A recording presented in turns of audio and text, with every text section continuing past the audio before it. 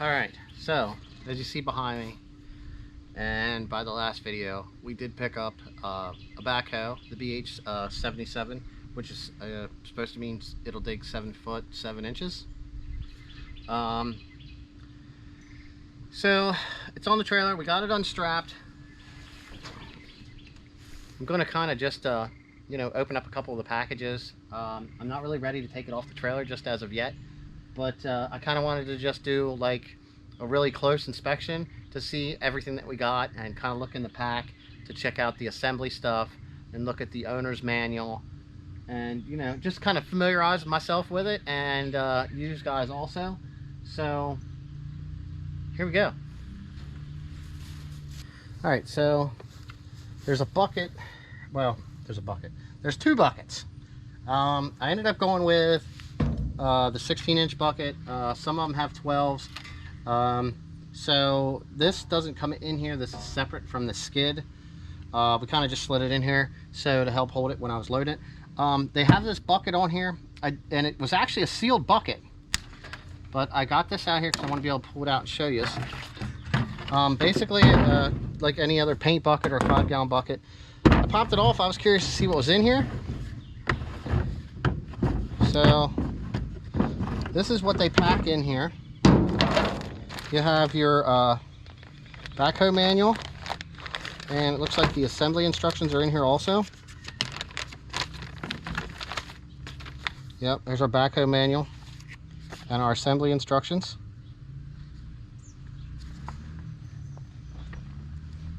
So I guess it tells you how everything's got to go on, how everything lays together, how you hook up your hydraulic lines, all the good stuff that you need to know to get this thing installed. Okay. All right, what else is in here? Here is the pin that you put in to keep the dipper from dropping. There's another bag in here. This has, looks like some zip ties, I guess, to hold the hydraulic lines back. There is a cap. There's some strap in here, which I'll have to figure out what that's for. I'm not sure. You have your they give you your 2 ends here and some assorted bolts, which I'm going to assume are pretty much for this part of it. So I'm sure that they hold these hydraulic lines that are over here. If you look in here, there's like this bracket here. These are zip tied in, so I'm sure like this gets mounted somewhere right there. All right, so now we got that. Let's check out this other bucket. See if we can get this thing moved out.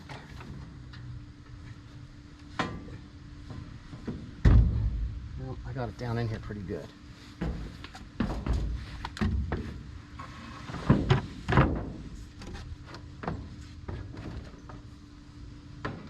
Oh, it's not that bad.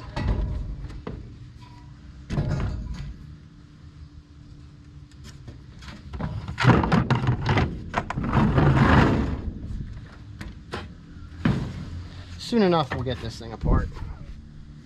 All right. This thing I thought was a lot heavier than what it was. But here's our bucket. Like I said, it's a 16-inch bucket. I'm sure they measure across this way. The teeth are actually pretty nice. They all look replaceable.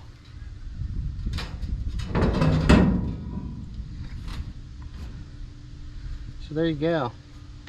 Nice brand new bucket. All right.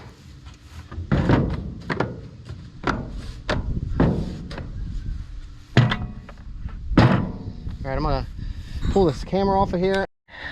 So I'm inside the skid here. You can see how they have this thing packed. They have the,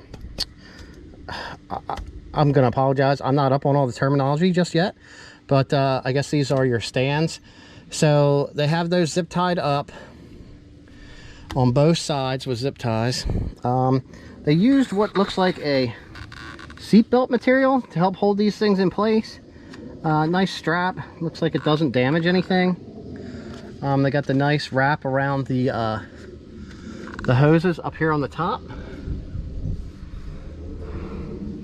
Down through, I mean, this thing is, it looks pretty nice. That's a little loose. So you know how that is. You get something like this, you have to go over and double check everything. I mean, look, they got this thing in here really nice and tight. Just gotta watch my head. Here's the platform. Feet go here, up and down, side to side. You know, try these controls out. They're pretty tight. That's for your sides.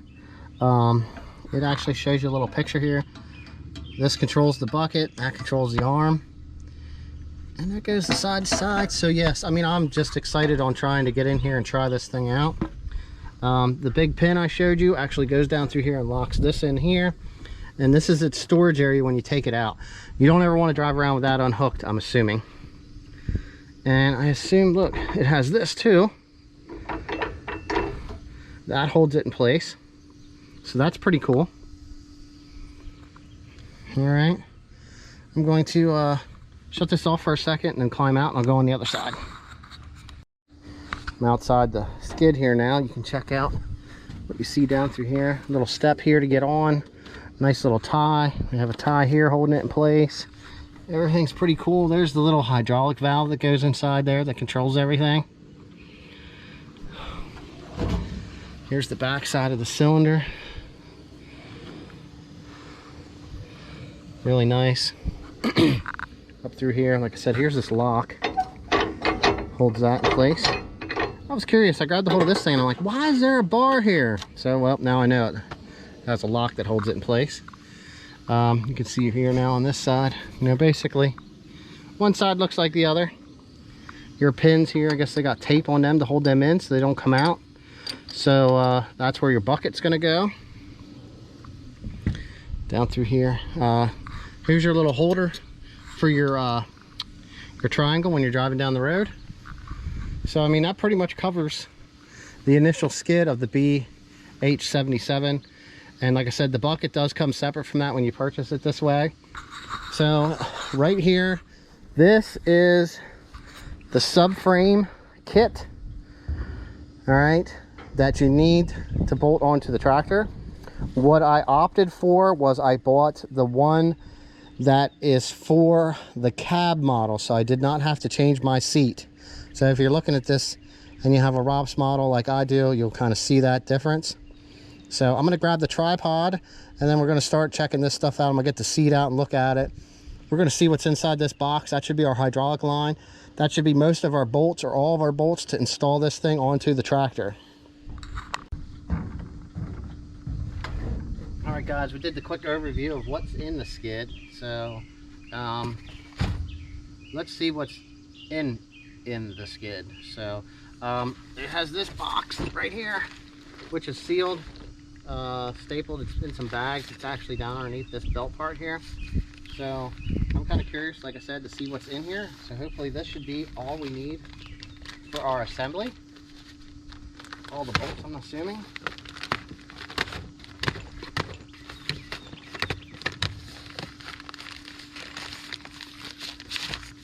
Let's see what we got.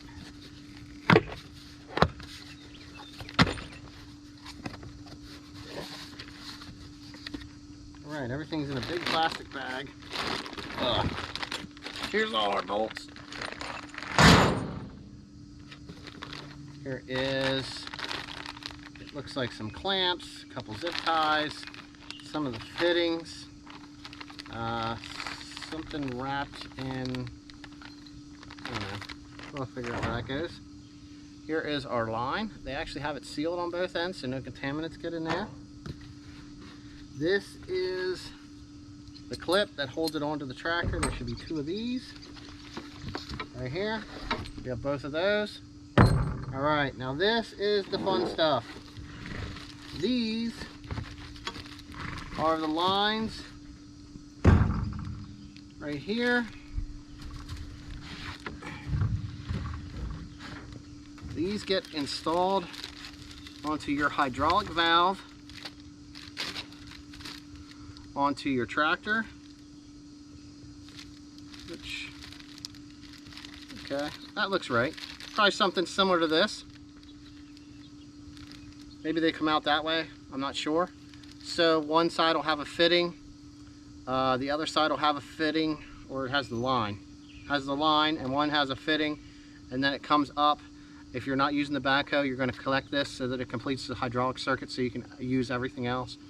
And then if not, you'll undo this hose and connect it to the hoe, and then the one from the hoe connects here. That's how you get your hydraulic in there. So that's awesome. All that is there. All the instructions, I'm guessing, are in that front piece. I'll wash myself here. Now, I have nice big heavy brackets. These, I'm assuming, you know, we've got a right and a left. I'm not sure which way it goes on. I'm assuming that this one here, by looking at it, is probably going to be the left. And I'm a mechanic, so I'm assuming that's the same way as you sit in the seat on a tractor also. So if I'm sitting in the seat or if I'm standing behind it, this is going to be my left side. So the right side's down in there. You have the long ones that run up here. They tie into the front loader and they run back through. Give you the seat bracket. Oh boy. That's definitely, man, these things are in here good. So I'm going to go grab a razor blade so that I can cut through these belts. And I actually lifted up on this top here just a little bit when I was loading it.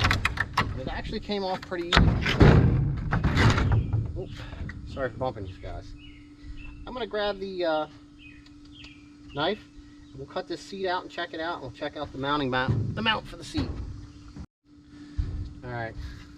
Little razor blade. Come down in here on the bottom. Definitely seat belt. Okay. Not bad. Oh look, it's even got a hole in it that drains. But there's your seat. Like I said, I opted for the sub mount kit that you would put on a cab model, so I didn't have to swap out my seat. So it looks like this is tie bars that go across the bottom.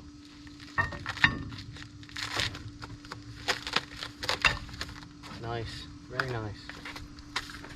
All right, wiggle that. All this stuff is pretty heavy. Over a little bit. Let's get this other one off.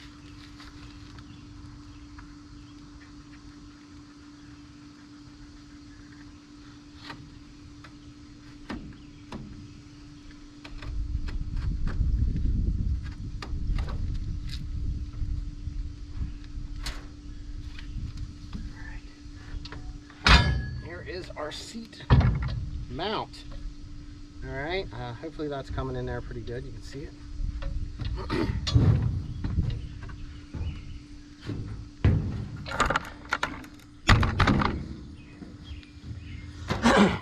Alright, here we go. It actually looks like you can move this up a little taller, which I might do. I'm not sure. I'll have to see how it is see how it fits me when I sit on it. It has, I guess, the tilt feature right here. Pull that out. Then that's if you're sitting on it. Little rubber bushings, hold it. Pull this out. And then let it come up. And then that's your upright position. So like if you're not using it, that's how it is. So you can tilt your seat back. The seat that's on there, you got to tilt forward, I believe. So this actually gets bolted right down on the deck of the backhoe. It's going to be a lot of work, but I couldn't find any videos on YouTube or anywhere on how to install this. So I think this is going to be the first. So simply, I think I bought the most expensive tractor implement. It's probably the best way to say this. Maybe for a 2650 anyway. So, all right, well, you know, that was pretty much like the quick unboxing of this thing. I'm going to try to get I want to have this thing installed yesterday, but I got a couple things I got to take care of, and then we're going to try to get the tractor in, and we'll work on getting the subframe kit mounted up. Probably try to get this thing unloaded off the tractor. I might throw that in here at the end, and we'll go from there. So thanks for watching, guys. Comment, like, subscribe. If you like the tractor videos, let me know. I know if any of you guys, car guys, actually stayed in to watch this. You know, I'm kind of curious what I can use the backhoe for to do. You know what I mean? Maybe I can use it to pick motors up. Maybe I can, you know, maybe I can do some different things with it, you know? So we'll have to see how this stuff works and go from there. Thanks for watching, guys.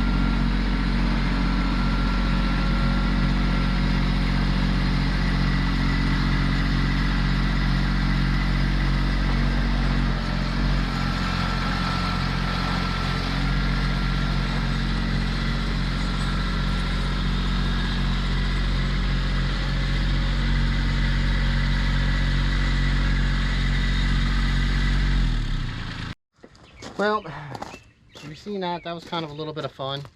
I knew to pick up on this side to try to keep the weight back as far as I could. I probably would have did a whole lot better if I actually had the loaded ballast box on. The box blade, it's not quite sufficient for lifting. Like, even you could pick up a bucket of dirt and you can tell that there's weight there with the box blade on the back, and including some other small things. But that just says how heavy this is. I thought the weight was somewhere around 700 pounds, but I mean, you got to figure it's spread out pretty decent. And I kind of, like I said, I tried to pick it up so that most of the weight was back and I was centered. I mean, I didn't drop it. I did want to spin it around so that once I did get everything hooked up on the back, I could have just backed right up to this thing while it was on the crate, powered up my hydraulics, and just kind of, you know, lifted it up and got it seated onto the tractor, which is my plan. So it's here now. It's out of the way. It's on the stones. So hopefully that works. You know, like I said, now I just got to get some time to get the subframe kit actually bolted onto the tractor. And my goodness, I can't wait. I really want to get to play with this thing. All right, guys. Thanks for watching.